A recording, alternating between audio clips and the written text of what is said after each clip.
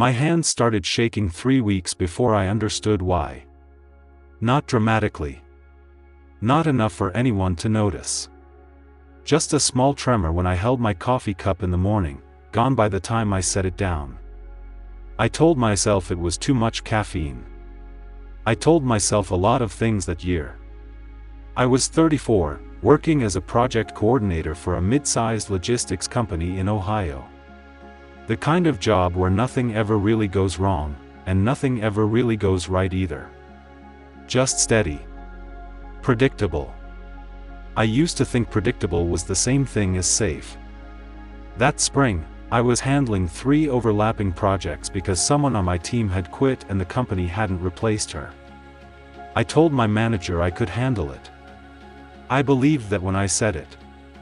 I've always believed I could handle things. It was part of how I saw myself, the person who doesn't complain, who absorbs pressure quietly, who gets it done. I started noticing small things about myself that didn't fit that picture. I'd walk into a room and forget why. I'd reread the same email 4 times without absorbing a single word. I started clenching my jaw so often that I'd catch myself doing it in meetings, my molars pressed together like I was bracing for impact that never came.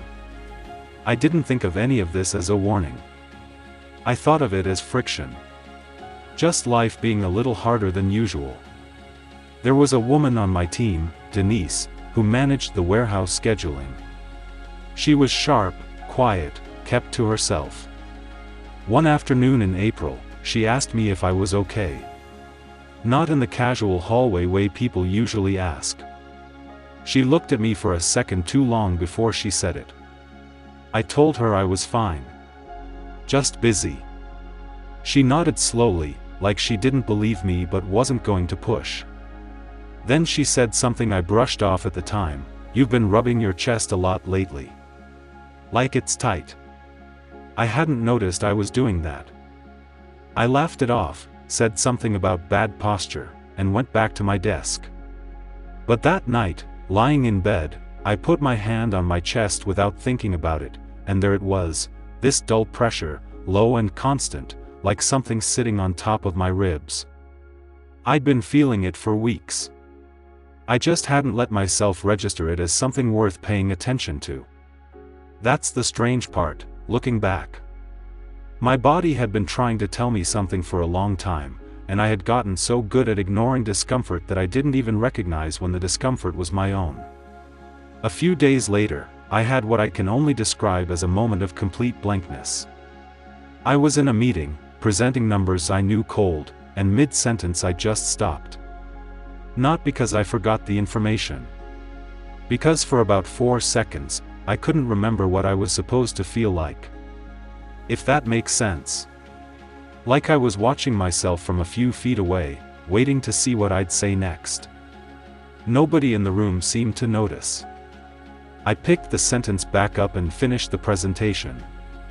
But something about those 4 seconds followed me home. That night I did something I hadn't done in years.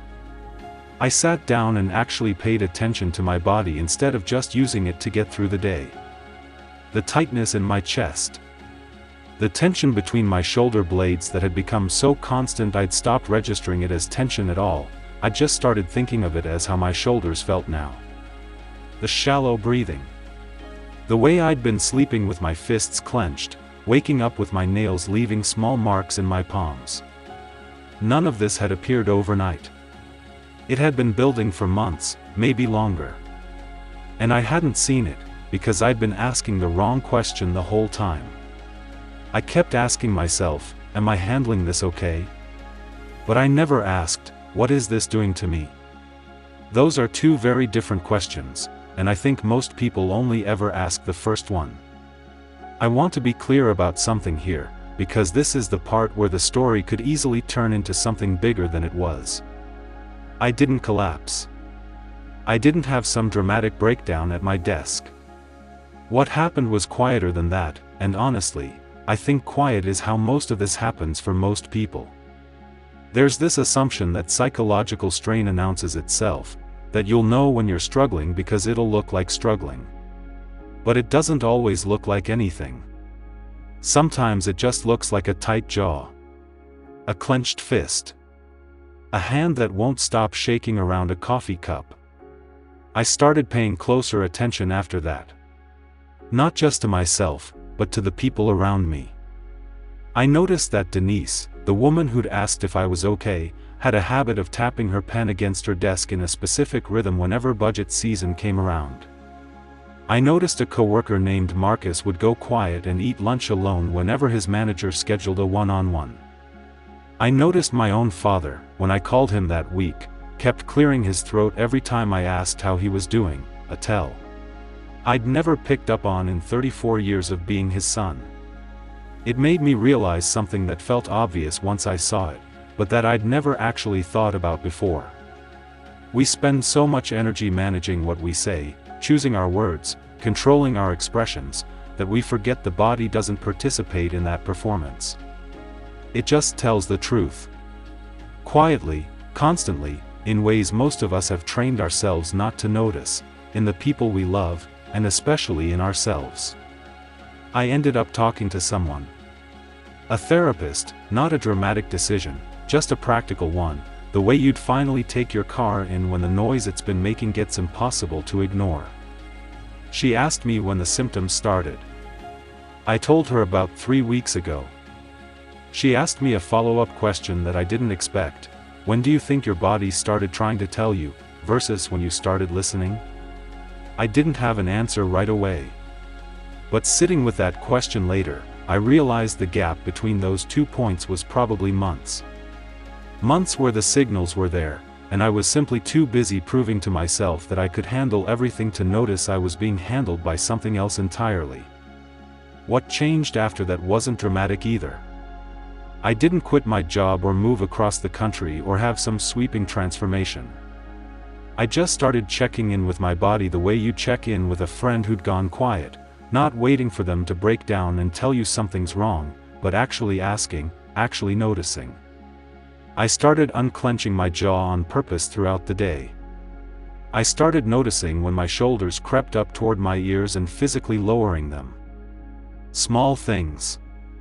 Things that don't make for a dramatic story, but that added up to something that felt like relief.